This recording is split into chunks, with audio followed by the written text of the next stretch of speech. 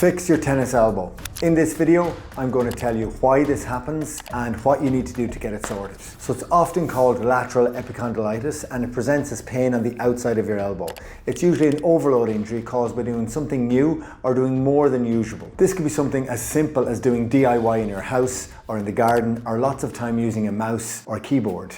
It shouldn't really be called tennis elbow as it's rarely ever caused by playing tennis unless that's from doing lots of backhand work. What it feels like. It's pain on the outside of the elbow, usually doing activities that involve using your arm or your wrist. There usually has been some recent change in activity or loading, so pain develops gradually the next day or over the coming days. You can start to feel sore in your daily activities like pulling open a door, shaking hands with someone, or reaching to lift a carton of milk. You don't need a scan to diagnose this. Generally your physio or even your GP can usually diagnose it in the clinic. The causes of this tennis elbow is when the tendon on the outside of your elbow is overloaded. These muscles extend down to your wrist and hand, and their main function is to bend your wrist backwards. This condition follows the typical pattern of tendon injuries. When you exercise or use your muscle or tendons in activities, they sustain micro trauma. This is natural and normal and causes the structure to produce more cells and to get stronger. This happens when an area is worked and then gets some rest. This rest period is when the body repairs these micro tears and gets stronger.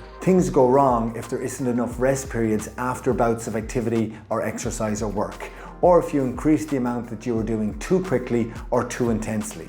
When your body doesn't get enough time to recover, these injuries like tennis elbow develop. You can get this from doing stuff in the gym, starting by overdoing exercises like pull-ups, using too heavy a weight, or doing lots of gripping exercises. They can all contribute to this developing. Starting sports that require gripping like tennis, padel or squash can also overload the muscles and the tendons of this area. These are more obvious ones that make sense to most people, but simple, smaller movements not involving anything heavy can also overload the elbow. For example, using a screwdriver, painting, typing or using a mouse, working in the garden or even carrying shopping can all cause pain, especially if you're not used to doing these things. So how to help this? The best thing to do for your elbow depends on what stage it is at. The right treatment at the right stage is key, and the treatment approach varies significantly. When you first injure your elbow, it is what is called a reactive tendinopathy, when it just starts to get sore like a few days ago. At this stage, the best way to deal with it is by resting it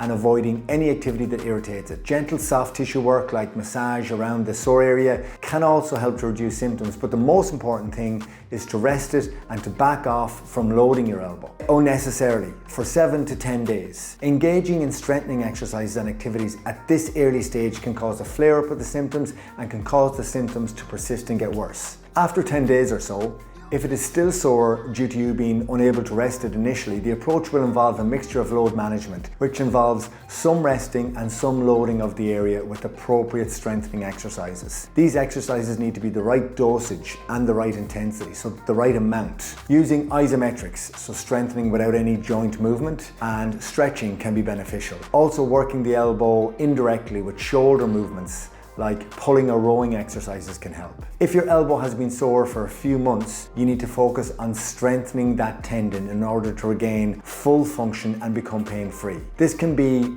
a bit counterintuitive for people as it has been sore for months and people try to protect it and try to avoid any movements that aggravate it. This was the correct approach for the first 10 days, but now it needs to be loaded up. Having constant elbow pain can affect people's mood and their sleep and mean that pain levels can be very high. People will have stopped exercising, and all these factors might need to be addressed to help you fully recover. So just to summarize, if it's just sore a few days, leave it alone and allow it to get a week of rest. As time goes on, if you still have your pain there, you can load up the area with some exercises, but also remember to focus on your shoulder. And doing shoulder exercises can actually have a significant positive impact on improving your tennis elbow as well. If you have any questions in relation to your own tennis elbow, please feel free to comment and we'll get back to you.